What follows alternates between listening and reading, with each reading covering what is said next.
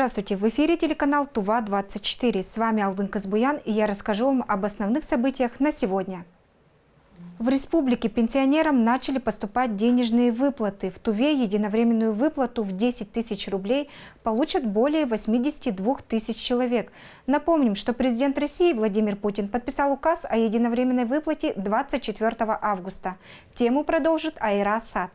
Единовременную выплату в размере 10 тысяч рублей получат все граждане, постоянно проживающие в России, которые являются получателями пенсий по старости, инвалидности и по случаю потери кормильца. Как отмечают в пенсионном фонде, заявления и подача других документов не требуются. Выплаты будут произведены на основании имеющихся у пенсионного фонда данных. Удержания по исполнительным документам и суммы единовременной выплаты производиться не будут. Эти выплаты не будут ни на какие цели, судебные решения по приставам, удержания не были произведены, но также со счетов не должны удерживаться в банковских учреждениях эти деньги. Выплату получат все пенсионеры, независимо от того, работают они или нет. Как сообщают в пенсионном фонде, единовременные выплаты начнут поступать уже со 2 сентября. У нас на учете состоят получатели пенсий по старости, по инвалидности, по случаю потери кормильца, также получатели социальных пенсий и пенсий по государственному пенсионному обеспечению. Их свыше 80 тысяч человек. Мы всем подготовили доставочные документы, передали нашим доставщикам. Это банки «Почта» в городе Кызыле 3 числа, а в районах с 4 числа, согласно графику, вместе с пенсией начнут доставлять 10-тысячные единовременные выплаты. Всю необходимую информацию о единовременной выплате можно получить на сайте или по телефонам горячей линии, которые вы сейчас видите на ваших экранах. Айра Асад, Буян Монгош, Владимир Суртук, Мирана Иргит, Тува-24. 50 миллионов рублей из 1,5 миллиардов, полученных Тувой по ходатайству в Рио главы Тувы и при поддержке «Единой России», направлены на поддержку малого и среднего бизнеса республики в период пандемии. Из них 30 миллионов на сохранение занятости и оплаты труда работников в размере 1 МРОТ на каждого, 10 миллионов рублей на субсидирование части затрат по закупке оборудования или модернизации производства и 10 миллионов на субсидирование части первого взноса при заключении договоров аренды оборудования специальной техники. Заявки принимают в бизнес-инкубаторе, в Фонде поддержки предпринимательства и в МФЦ. Телефон для справок 3 60 18 и 2 17 67. В День знаний торжественное построение состоялось в президентском кадетском училище. По видеосвязи с началом учебного года кадет поздравил министра обороны России Сергей Шойгу. Подробности в сюжете Даяна Дансюрюна. На лицах кадетов Кызыльского президентского кадетского училища можно уловить тень беспокойства. Отчасти потому, что им предстоит, хоть и через камеру, предстать перед министром обороны Российской Федерации Сергеем Шойгу. Однако взгляд вперед их тверд и уверен, что бы ни случилось впереди. На прямой связи с Министерством обороны в эти часы были президентские кадетские училища по всей России. Министр обороны по видеоконференц-связи обратился к кадетам с напутственными словами.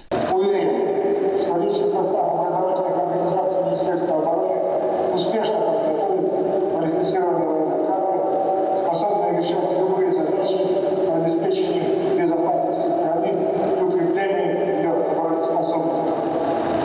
Уважаемые товарищи, поздравляю всех с Днем знаний. С началом нового учебного года. Желаю новых достижений и побед, крепкого здоровья, успехов в учебе, службе и труде на благо Родины. Всем спасибо.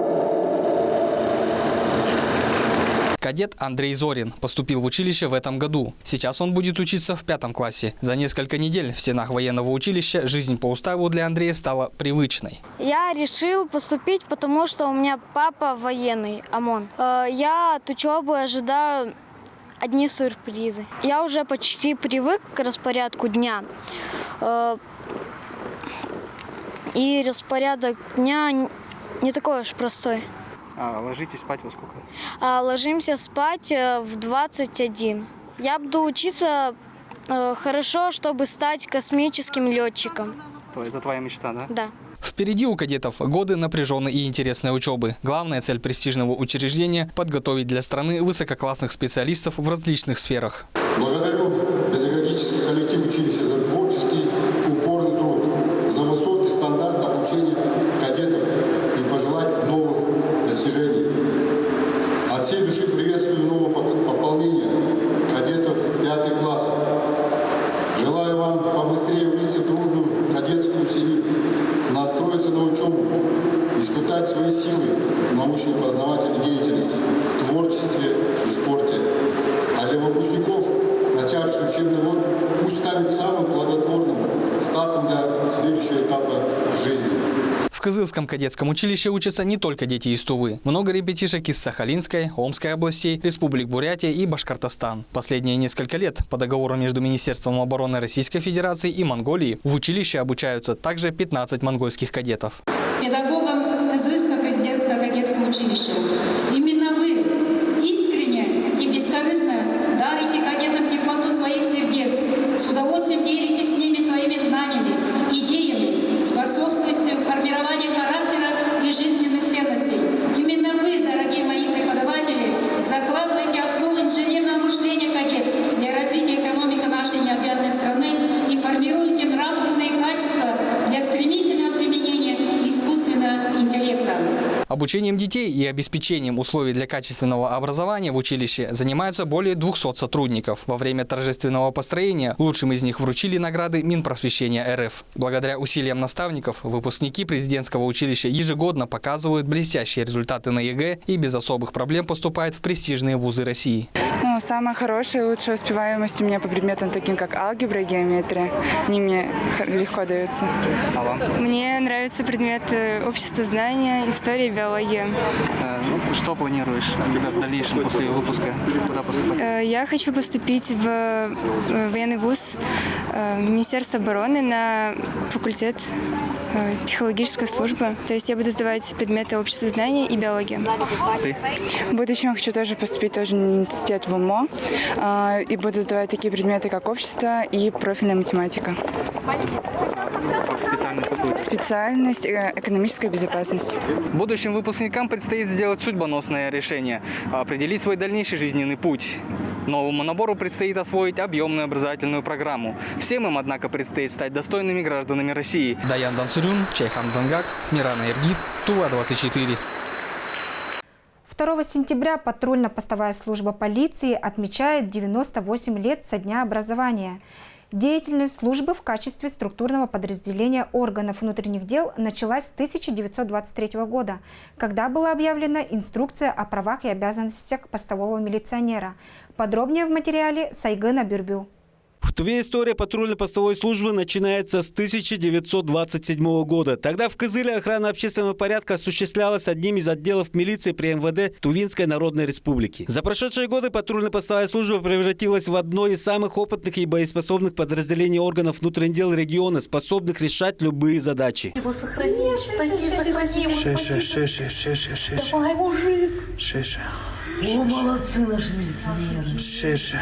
Патрульно-постовая служба управления МВД России по городу Кызылу обеспечивает охрану общественного порядка как на улице, так и в общественных местах на территории города Кызыла. Ежедневно, ежесуточно сотрудники патрульно-постовой службы выходят на правопорядок на территории города Кызыла, обеспечивают безопасность. Всего за 7 месяцев текущего года сотрудниками патрульно-постовой службы полиции выявлено более 280 преступлений. Из них 123 в общественных местах. Сотрудниками патрульно-постовой службы доставлено более 14 тысяч лиц, которые находились в состоянии алкогольного опьянения на улицах. Доставляют они в МКУ-центр города Кызыла. Также ежедневно сотрудники патрульно-постовой службы раскрывают преступления как по горячим следам, так и по ориентировкам. Почти каждый из сотрудников ППС – легенда органов внутренних дел республики. Один из них – сержант полиции Чингис Салчак. До поступления в органах внутренних дел служил в армию, потом 7 лет работал в Сбербанке России охранником, что помогло поступить в органах внутренних дел.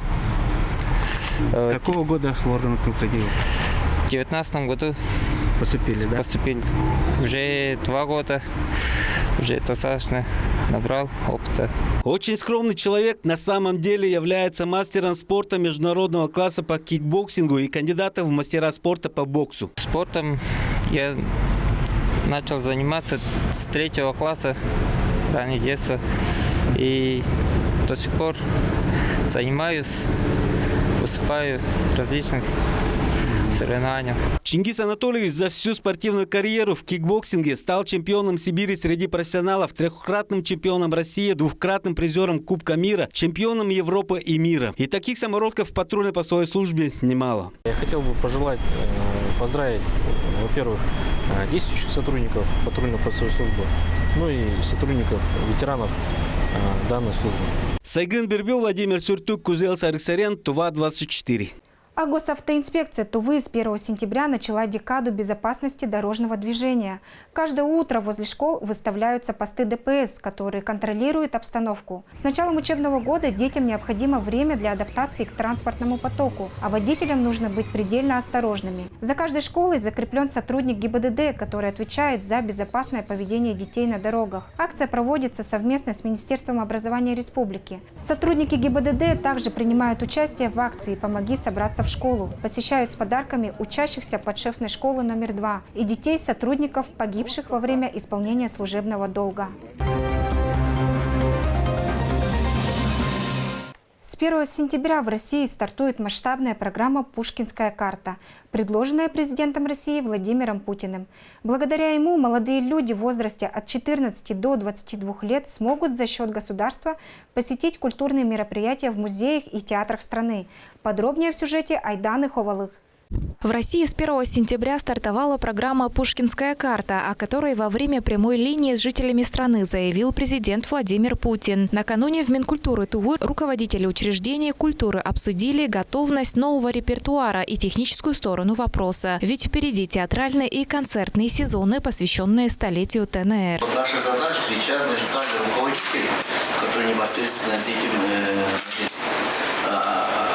имеют отношение к этому проекту, к этой пушкинской карте, да, значит, рекламировать или объяснить специальные инструкции, делать для свидетелей, для детей, для школьников, для учителей, для родителей. Вот как раз согласно этого. Конечно, мы выставили свои мероприятия, а чтобы в этих мероприятиях участвовали дети, приходили, посетили. С 1 сентября молодежь от 14 до 22 лет может по специальной карте посещать культурные мероприятия. На Пушкинскую карту будет зачислено 3000 рублей. Эти средства необходимо израсходовать до Нового года. А с 1 января 2022 года государство перечислит на эту карту уже 5000 рублей. Это довольно-таки интересная штука. Было бы неплохо посетить разные музеи и другие культурные мероприятия, тем более, если это бесплатно. На самом деле очень рада, что узнала именно сейчас, как раз в октябре собиралась на концерт. Теперь это будет еще выгоднее, очень здорово. Я собираюсь в Москву, поэтому, наверное, я буду пользоваться этой картой именно там. Ну и здесь можно, вот, театр. А вы? Да, вы сказали, что можно посетить музей, Эрмитаж в Петербурге. Я с радостью посещу. Нас зарегистрировали в школе, нам помогли, да. Ты давно, да? Да. Очень. Ну, мне пришлось перерегистрироваться на госуслугах, но ничего сложного, 1 день и все готово, так что замечательно. Я помогала всей своей семье устанавливать госуслуги, ничего сложного не было. Вообще идея хорошая, что я могу сказать. Хотелось бы, чтобы ребенок ходил, просвещался, узнавал больше. А как вы посещаете, да, мероприятия? С классом они часто ходят по таким мероприятиям. Я только от вас слышала это, да, если такая акция идет, либо программа такая, то я очень рада буду. В госуслугах я с грехом пополам зарегистрировалась. Надо ребенка зарегистрировать.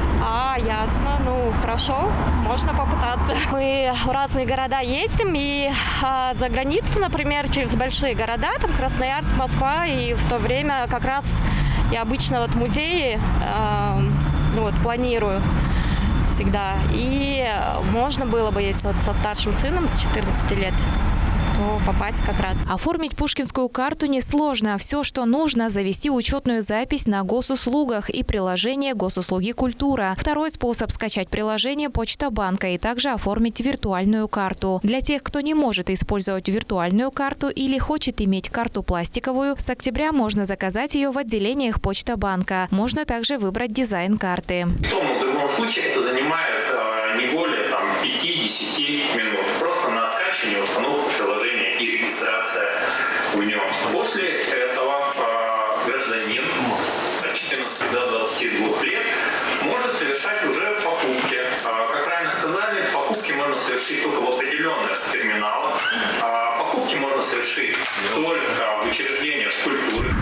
В Туве на данный момент к проекту подключили 7 учреждений культуры. Это Национальный театр имени Виктора Кукола, Национальный музей имени Алдан Мадер, Тувинский театр кукол, ансамбль Саяны, Национальный оркестр, духовой оркестр правительства Тувы, а также филармония. Мероприятие в рамках программы «Пушкинская карта» можно посетить не только в регионе проживания, но и во время путешествий по России. На сегодняшний день к программе подключилось около 1500 учреждений культуры из 85 регионов. Детям и подросткам и молодежи от 14 до 22 лет воспользоваться и украсить свой отдых.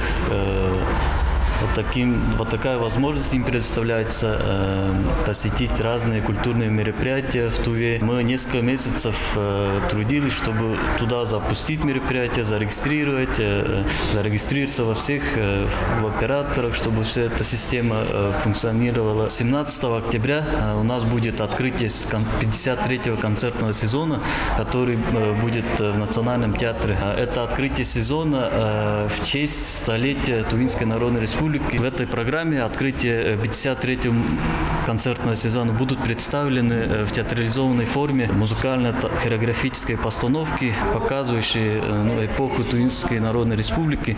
Это очень интересная программа, совсем новая, поэтому театр Саяны приглашаем всех зрителей посетить наш концерт. Участвуют в программе как государственные театры и музеи, так и частные. Проект президента – это поддержка театров с музеями в такое непростое время, как пандемия. И, конечно же, культурное просвещение молодежи. Айдана Хвалых, Буян Мангуш, Кузел Сарыксарен, Тува 24. 31 августа вечером на 6-м километре от станции Тайга группа спасателей МЧС нашла заблудившихся в лесу 2 женщин и мужчину, которые потерялись еще 28 августа. Поисковые работы были начаты в тот же день, но результатов не дали. В 5 вечера на 4-й день заблудившихся нашли в густой таежной местности. Как отметили спасатели, первоначально их обнаружили при помощи беспилотного аппарата. В последующем туда была направлена пешая группа, которая их и обнаружила. Заблудившиеся граждане найдены в удовлетворительном состоянии. Медицинская помощь им не потребовалась.